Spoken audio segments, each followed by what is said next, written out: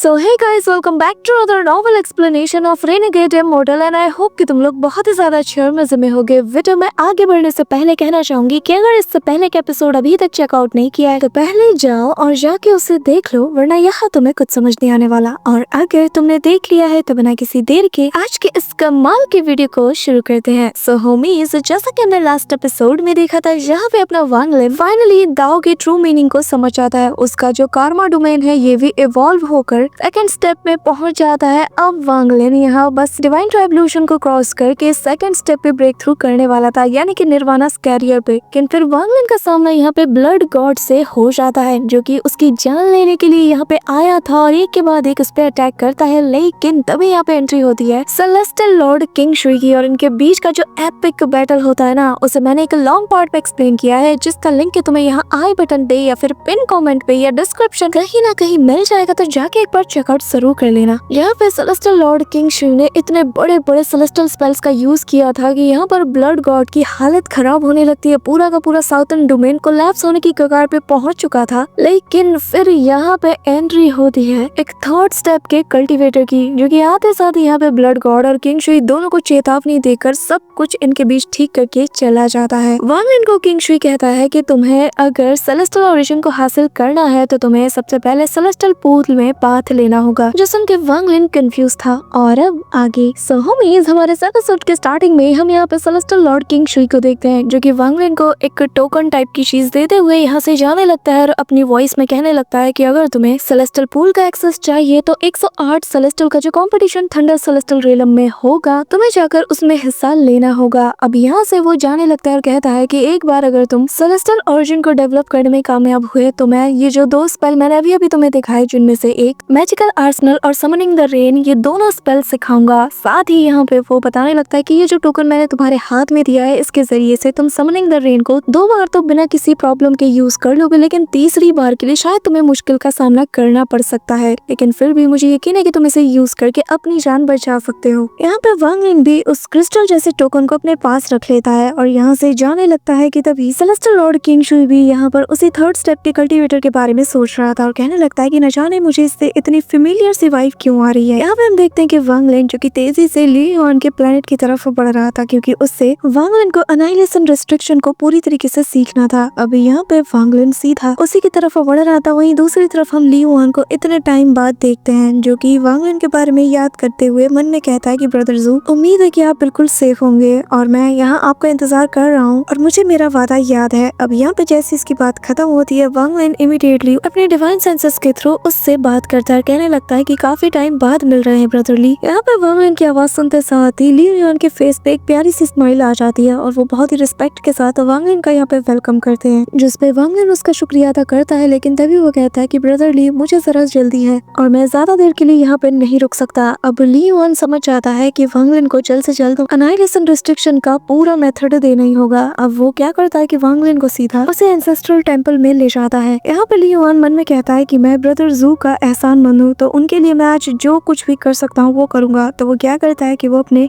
Annihilation heart को आधा करके वांग लिन के साथ इसे शेयर करता है, जिसके चलते वांग लिन की जो रिस्ट्रिक्शन की जो समझ है, इसकी स्पीड और ज्यादा बढ़ जाए। अब वांग लिन के साथ जैसे ही वो शेयर करता है तो वांग लिन लगभग 10 दिन उसी कंडीशन में उसी पोज में बैठा रहता है और अनाइलेशन हार्ट को समझने की कोशिश कर रहा था। वक्त बीतता जाता है, उसे इसकी समझ और ज्यादा होने लगती है। इसी दौरान 10वें दिन हम देखते हैं कि जो ली युआन है वो वांग लिन की तरफ देखकर मन में कहता है कि जो लोग भी अनाइलेशन हार्ट को इनहेरिट करते हैं उन्हें अपने मुताबिक एक अलग रिस्ट्रिक्शन कंपास बनाना पड़ता है। अब यहाँ पे ये बातें वो सोच ही रहा था कि तभी वांग लिन आंखें खोलता है और वांग लिन अपने पावर्स की मदद से यहाँ पर एक रिस्ट्रिक्शन कंपास को बना लेता है, जो कि एक ठीक ठाक लेवल का ऑक्टागोनल कंपास था। कंपास बनते साथ ही वांग लिन के साथ ऐसे मर्ज हो जाता है जैसे कि उसकी बॉडी का ही ये हिस्सा हो। वांग लिन अपनी आंखें खोलता है और ली युआन कहने लगता है कि ब्रदर जू, अब आप आगे क्या करोगे? जिस पे वांग लिन उससे कहता है कि ब्रदर ली युआन, मैं असल में थंडर सेलेस्टियल रियलम के जो 108 लोगों के बीच का जो कंपटीशन होगा उसमें पार्टिसिपेट करने वाला हूँ और मैं चाहता हूँ कि आप मेरे साथ चलें, तो क्या आप चलना चाहोगे? लेकिन ब्रदर ली युआन उसे मना कर देता है, क्योंकि उसकी कल्टीवेशन अभी इतनी ज्यादा स्ट्रॉन्ग नहीं थी। ये सुनकर वांग लिन थोड़ी देर सोचता है और तभी उसे एक बहुत ही पावरफुल स्पेल, जिसे कि थंडर ऑन्शन स्पेल भी कहा जाता है, वो देता है और कहता है कि मैं जानता हूँ कि आप इसे देखकर समझ गए होंगे कि ये क्या है। ब्रदर ली युआन की आंखें भी चमक उठती है और वो वांग लिन को बहुत ही रिस्पेक्ट के साथ शुक्रिया अदा करता है। वांग वांगलिन अपने मन में कहता है कि इसके जरिए से अगर ये कल्टीवेट करेगा तो ये काफी जल्दी सेकंड स्टेप पे पहुंच सकता है। जिसके बाद लियोन कहता है कि ब्रदर जू, एक बार मैं ब्रेक थ्रू कर लूं तो मैं वादा करता हूँ कि मैं बहुत जल्द आपसे मिलूंगा।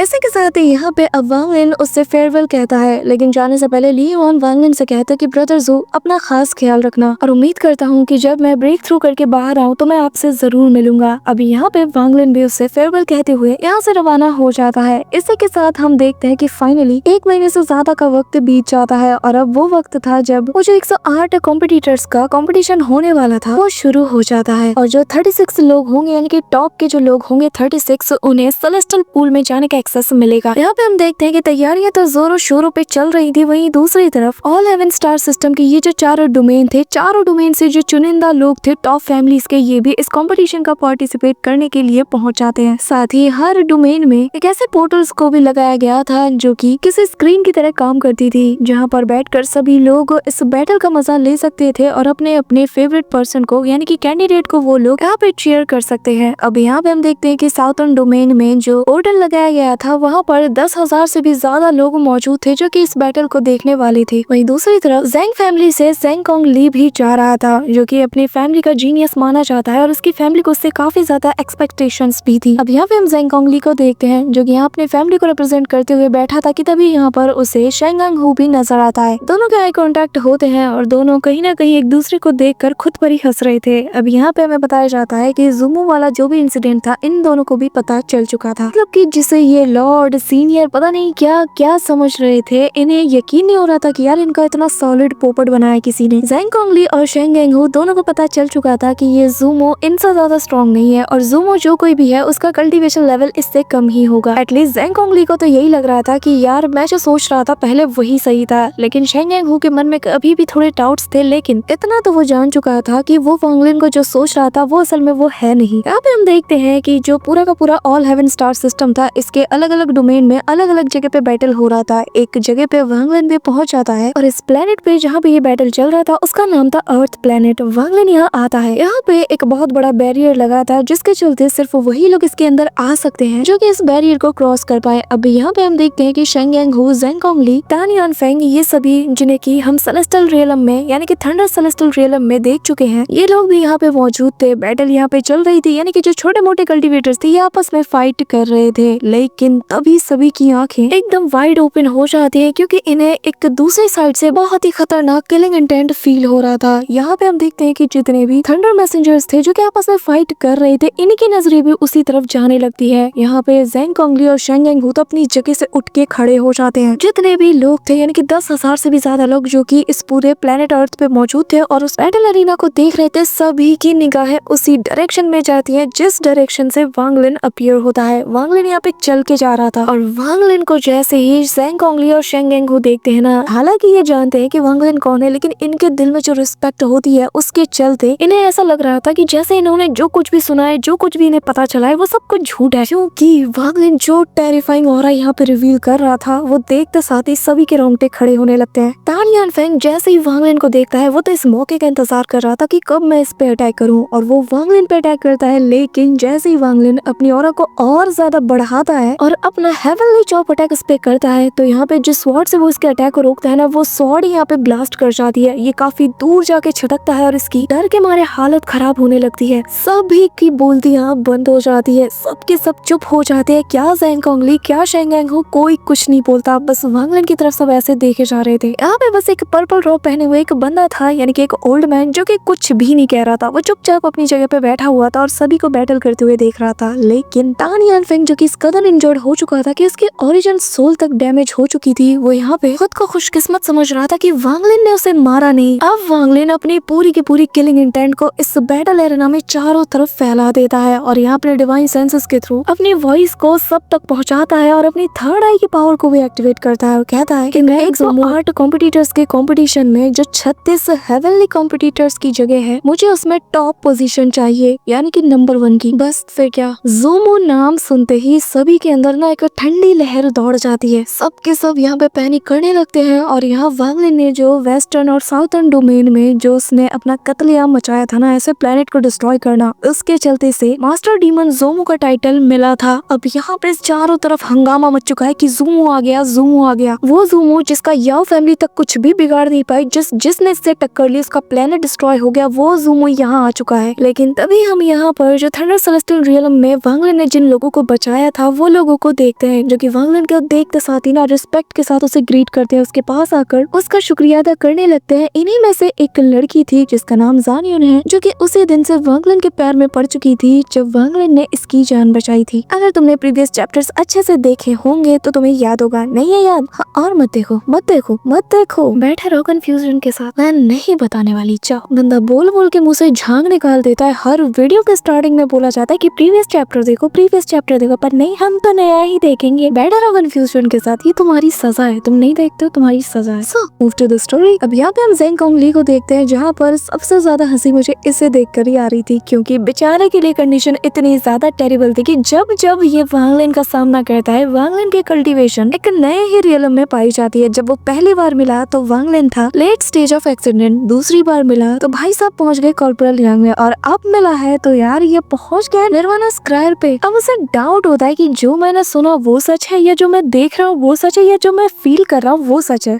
इसी दौरान एक ओल्ड मैन वांग लिन से कहता है कि आखिर तुम किस बेस पे कह रहे हो कि तुम्हें यहाँ पे नंबर 1 पोजीशन चाहिए? यहाँ पे बैटल करने के लिए जो टोकन रिक्वायर होता है तुम्हारे पास ये भी नहीं, और मुंह उठा के तुम बैटल करने चले आ गए। वैसे यहाँ पर होने वाले इस बैटल में तुम्हें फर्स्ट पोजीशन चाहिए। यहाँ पे हम देखते हैं कि इस बंदे की आंखों में ना बहुत सारा किलिंग इंटेंट था और ये वांग लिन की तरफ देखे जा रहा था, और हमें बताया जाता है कि ये बंदा असल में तांग फैमिली से ही बिलोंग करता है, और यहाँ उसके ही फैमिली का एक बंदा बहुत बुरी तरीके से इंजर्ड था, यानी कि इस ओल्ड मैन का गुस्सा होना तो लाजमी था। अब यहाँ पे हम देखते हैं कि तभी एक और बंदा आता है जो कि चैन फैमिली का ही एक एल्डर था। वो यहाँ पर इस ओल्ड मैन की तरफ देखते कहने लगता है कि अच्छा, तो आपको ये लगता है कि हमारी फैमिली ने रेकमेंड नहीं कर सकती? अब यहाँ पे ये सुन नहीं था कि उस ओल्ड मैन के चेहरे का रंग उतर जाता है। यहाँ पे हम देखते हैं कि एक एक करके सारे फैमिली के जो हेड्स होते हैं वो खड़े होने लगते हैं, और बेसिकली ये वही सारे फैमिलीज हैं जिनके ऊपर वांग लिन का फेवर है, यानी कि जिन्हें वांग लिन ने थंडर सेलेस्टियल रियलम में बचाया था। इतने सारे लोग जब वांग लिन को रेकमेंड करते हैं ना, तो ये ओल्ड मैन का माथा सिकुड़ने लगता है। यहाँ पे हम देखते हैं कि शेंगेंग हु, ज़ेंग कोंगली और बाकी के जितने भी बड़े बड़े फैमिलीज के लोग थे ना, ये सभी लोग यहाँ पे ज़ोमो के हक में बोलने लगते हैं। अब यहाँ पे हम देखते हैं कि एक जो ओल्ड मैन थे, यानी कि पहले वाले ओल्ड मैन जो कि थंडर सेलेस्टियल रियलम से बिलोंग करते हैं, वो यहाँ पर एक लाउड वॉइस में बोलते हैं कि क्योंकि ज्यादातर फैमिलीज ज़ोमो को यहाँ पे रेकमेंड कर रही है, तो उसके पास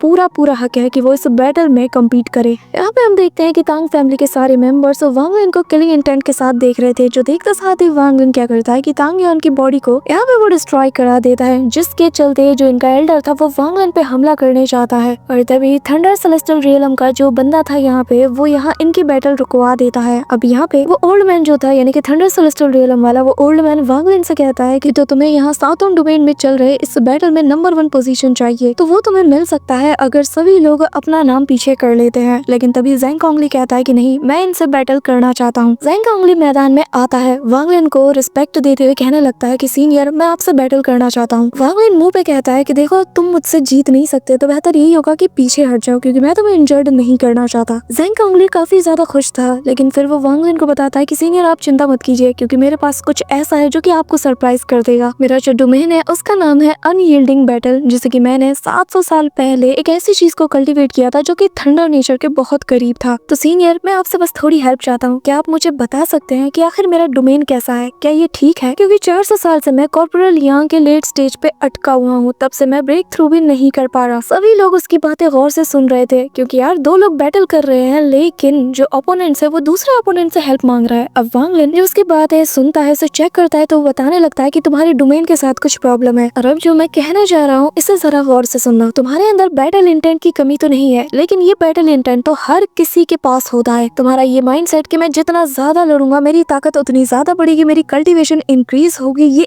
एक हद तक सही है, लेकिन जब तुम बैटल करते हो तो तुम्हारे अंदर एक डाउट होता है और यही डाउट तुम्हें आगे बढ़ने से रोकता है। तुम्हें खुद पे यकीन रखना होगा कि अगर एक बैटल लड़ोगे तो ज्यादा से ज्यादा क्या ही होगा। यहाँ पे हम देखते हैं कि जैसे ही वो ये बातें सुनता है ना, उसकी आंखें एकदम ब्राइट हो जाती हैं। ऐसा लग रहा था कि जैसे उसे कुछ समझ आ गया और वो चुपचाप जहाँ से आया था वहाँ लौट जाता है और एक ऐसे स्टेट में पहुंच जाता है कि जहाँ पर बस उसकी आंखें ठहरी थी और वो किसी डीप ख्यालों में खो चुका था। यहाँ पे हम देखते हैं कि पास ही मौजूद एक बंदा जिसका नाम नानगोंग है, वो यहाँ पे वांग लिन की तरफ बहुत ही मिस्टीरियस गेज के साथ देखता है और कहने लगता है कि आखिर तुम कौन हो? तुमने दाओ की मिस्ट्रीज को इतनी आसानी से सॉल्व कर लिया जैसे कि तुम्हारे लिए कोई बहुत बड़ी बात नहीं। तुमने ट्रू दाओ को अंडरस्टैंड किया है और तुम्हारे लिए मेरे दिल में इज्जत और ज्यादा बढ़ चुकी है। अब यहाँ पे नानगोंग मैदान में उतरता है, अपने सारे ब्लेड्स को उठाता है और कहता है कि अब मैं तुम्हें चैलेंज करता हूँ। इस बंदे का जो कल्टीवेशन लेवल है वो निर्वाणा स्क्रायर है और वो यहाँ वांग लिन की तरफ अपने 9 ब्लेड से अटैक करता है। यहाँ पे इसे देखते साथ ही सभी लोग बातें करते हैं कि ये तो नानगोंग फैमिली का वही फेमस स्वॉर्ड्समैन है, लेकिन फिर सभी को वही रूमर्स याद आते हैं कि हजारों साल पहले तो इनकी पूरी की पूरी फैमिली यहाँ से डिसअपियर हो गई थी, तो आखिर ये कहाँ से आया? अब यहाँ पे मैं तुम्हें बता दूं कि ये चीज आगे बहुत ज्यादा कनेक्टेड है कि आखिर नानगोंग फैमिली का ऐसे गायब हो जाना ये कोई छोटी मिस्ट्री नहीं है, क्योंकि ये पहले 4 टॉप बड़ी फैमिलीज में से एक हुआ करती थी, लेकिन फिर रातों रात इनकी पूरी की पूरी फैमिली ऐसे साफ हो जाती है, किसी को कुछ खबर नहीं पता चलता कि आखिर इनके साथ हुआ क्या। वांगलिन यहाँ पे जैसे ही ब्लेड अटैक्स को देखता है तो वो कॉल द विंड का यूज करता है। यहाँ पे वो ड्रैगन आते साथ ही वो दोनों ड्रैगन इस ब्लेड अटैक को काउंटर करते हैं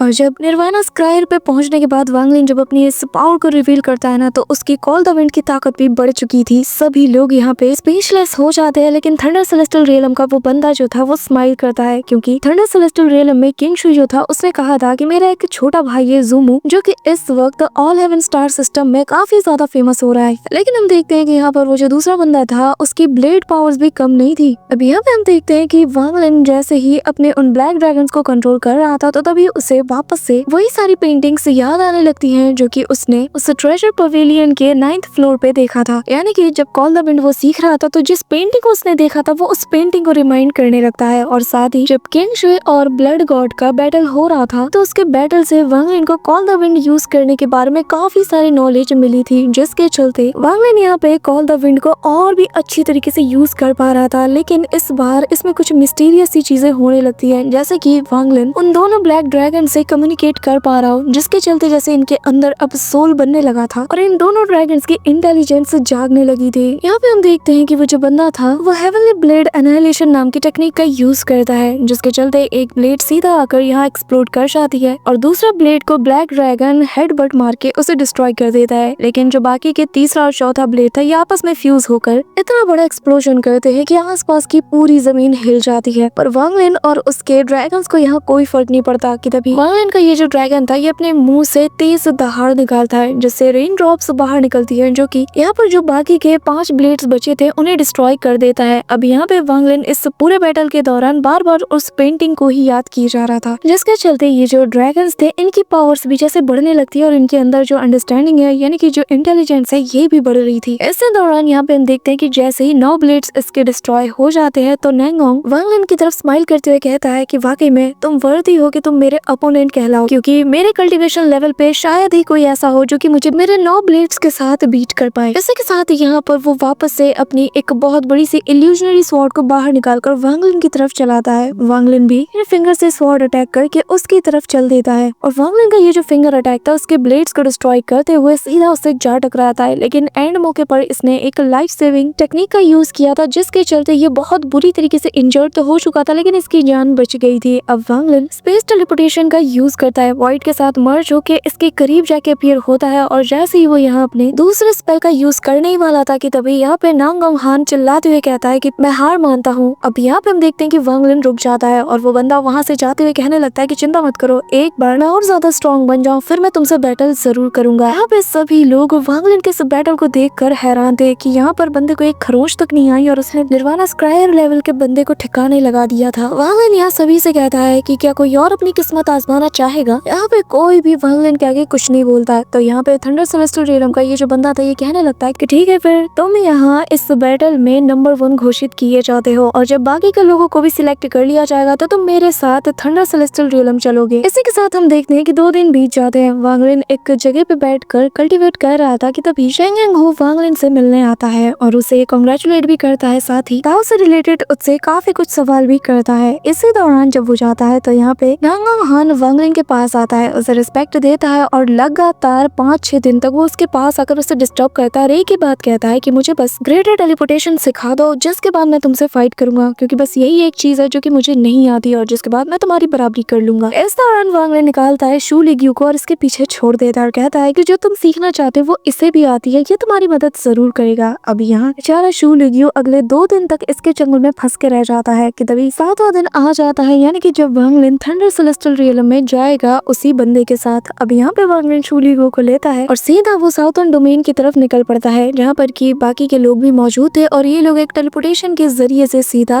थंडर सेलेस्टियल टेम्पल में पहुंच जाते हैं। जहाँ पर वांग लिन जैसे ही पहुंचता है तो यहाँ पर बाकी के 3 मैसेंजर भी एक ट्रांसफॉर्मेशन एरे के जरिए से एंटर होते हैं कि तभी व्हाइट ड्रॉप में एक बंदा आता है और जैसे ही वो आता है सभी लोग उससे एक पावरफुल किलिंग इंटेंट फील कर पाते हैं। साथ ही ताजे खून की स्मेल भी उससे आ रही थी और जो कि कहता है कि बाकी जो 107 लोग थे ये लोग किसी काम के नहीं, मैंने ऑलरेडी सभी को मार दिया है, तो इनके लिए वेट करने का कोई फायदा नहीं। अब यहाँ पे ये सारी बातें हो ही रही थी कि तभी वांग लिन का जो डिवाइन सेंस है वो उस बंदे के डिवाइन सेंस से टकराता है और उस बंदे का डिवाइन सेंस जब उसके पास वापस जाता है तो वो हैरान था कि इस लड़के का कल्टीवेशन मेरे जितना ही है, लेकिन मैं इसके डिवाइन सेंस को ओवरटेक क्यों नहीं कर पाया। यहाँ पे हमें बताया जाता है कि ऑल 11 स्टार सिस्टम में ये जो 4 डोमेन है, चारों डोमेन में एक टेलीपोर्टेशन अरे जो कि थंडर सेलेस्टियल टेम्पल से इन्हें जोड़ता है। और अब थंडर सेलेस्टियल टेम्पल में जो नॉर्दर्न ट्रांसफॉर्मेशन अरे था वहाँ पे एक बंदा था जो कि वांग लिन और इस बंदे के आई कांटेक्ट को देखकर हंस रहा था। यहाँ पे हम देखते हैं कि थंडर सेलेस्टियल टेम्पल के जो मैसेंजर थे उनमें से एक बंदा इससे पूछता है कि तुमने सभी को मार दिया और आखिर तुम किस फैमिली से बिलोंग करते हो। यहाँ पे ये जो आदमी था ये स्माइल करता है और कहता है कि हाँ मार दिया तो मार दिया, क्योंकि वो लोग किसी काम के नहीं थे और मैं प्लेनेट डोंगलिंग के जू फैमिली से बिलोंग करता हूँ और नाम है जू टिंग। यहाँ पे हम देखते हैं कि जैसे ही सभी लोगों को पता चलता है कि जू फैमिली का बंदा यहाँ पे है, सभी की जैसे रूह कांप उठती है और कुछ लोगों को तो ये भी गलतफहमी होती है कि शायद जूमो और जू टिंग दोनों एक दूसरे को जानते हैं और सेम फैमिली से बिलोंग करते हैं।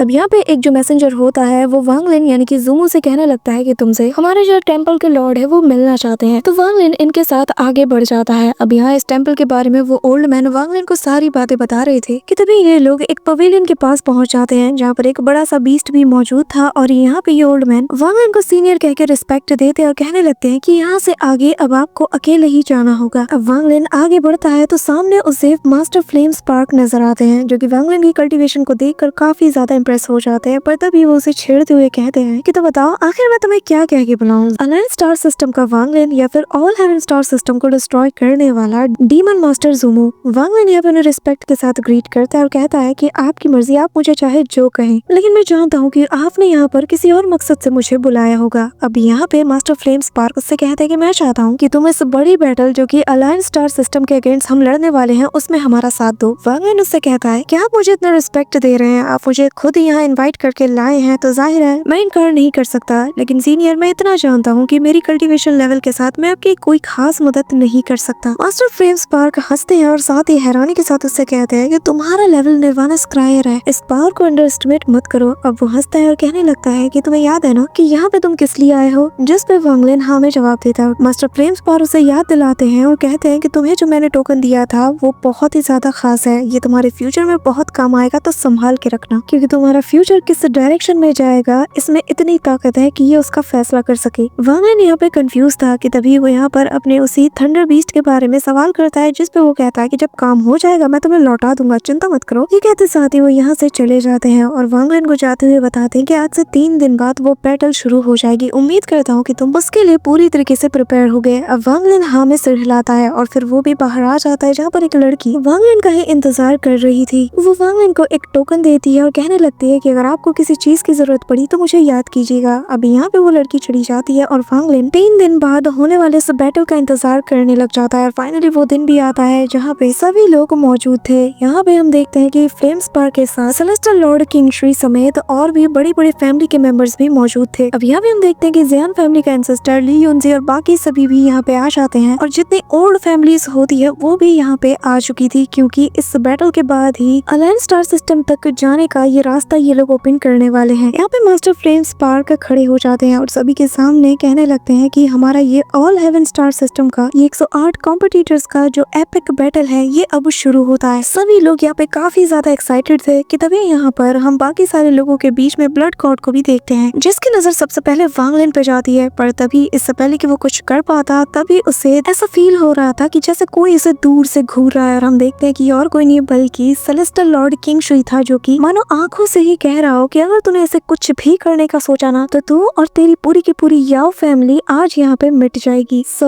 That's it for today guys. I hope कि तुम सबको आज की ये वीडियो काफी ज्यादा पसंद आई होगी। अगर हाँ तो वीडियो को लाइक करना, चैनल पे नए हो तो सब्सक्राइब करना। तो मिलते हैं नेक्स्ट वीडियो में, तब तक के लिए बाय।